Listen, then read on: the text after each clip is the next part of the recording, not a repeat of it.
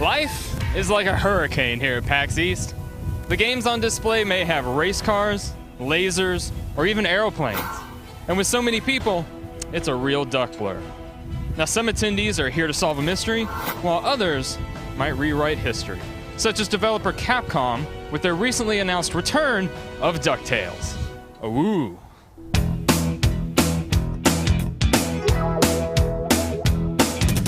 Life is like a hurricane here in Duckburg. Race cars, lasers, aeroplanes. It's a duck blur. Might solve a mystery or rewrite history. DuckTales, woo! My name is Ray Jimenez. I am a producer at Capcom for DuckTales. They're out there making DuckTales, woo! I've been at Capcom for a very long time. I actually started in customer service, so I had a lot of direct access to feedback back in the almost pre-internet days. And even back then they were asking for, hey, can we see DuckTales again somehow?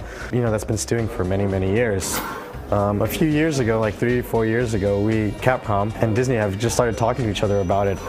You know, we approached them, they approached us several times, and you know, it's taken a while to really get off the ground, but it finally happened. I think it's a very serendipitous moment for it, because I think the DuckTales franchise is just like, the stars are aligning for it to come back, you know, in some way, some shape,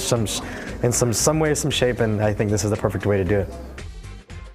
I've been seeing a lot of articles pop up on the internet recently just about like Scrooge McDuck or DuckTales, because I guess it was in Kingdom Hearts, and a guy who had this really long, very intelligent article about the depth of DuckTales and Scrooge McDuck and how he should be more than just Kingdom Hearts. He needs to come back, mentioning the NES game DuckTales. And on Saturday Night Live, Justin Timberlake mentioned they mentioned DuckTales. I don't want to say too much more than that, but you know, if you guys seen it, you guys know what I'm talking about. DuckTales. Woo!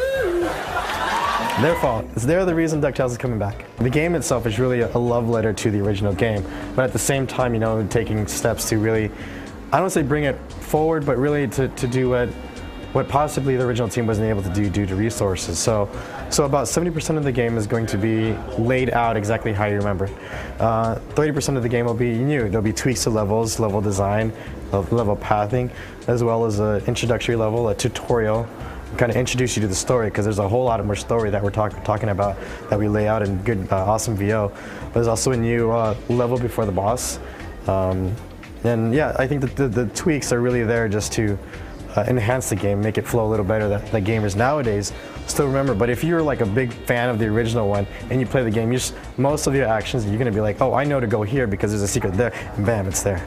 So we're not changing it all that much. The guys at WayForward, who are developing the game, they're such huge fans of DuckTales, the game itself, and the DuckTales cartoon, that they filled the game with all these little nods and references. So not only in the VO, which by the way has the original Scrooge McDuck, Magica, and Launchpad voices, as well as official actors, voice actors, not only are there nods in the VO, but and the art, the way it looks, a lot of that is modeled more after the show rather than the NES, because back in the NES, you know, you can only do so much to make it look like the show with 8-bit capabilities. But now they're able to like make the game look like the show did. So they've taken a lot of scenes and color palettes from the show and reproduced that into the game, as well as certain little characters here and there are actually modeled after the show. My favorite DuckTales character? Well, it's got to be Scrooge. I mean, not only is he like fat loaded, he's got the most attitude in the game. He's practically the only one in the show. He's the one that doesn't get into trouble. He fixes it. You know, because you got like Fenton, who becomes Gizmo Duck, but he's always like the hapless hero. And Gyro is kind of the kooky inventor, but aside from inventing, he doesn't really can do much outside of that. And then the nephews, they always get into trouble.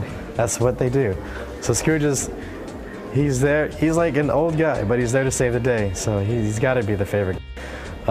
Which, from working on this game and just hearing the VO, Alan Young is becoming like a whole little hero of mine. And the guy's like 94, but he's still able to do VO work that's so energetic and lively. It really brings, for a lot of us older guys that watch DuckTales and play the game, I mean, his VO adds to this game that the NES one just could never do because it didn't have the ability to do it.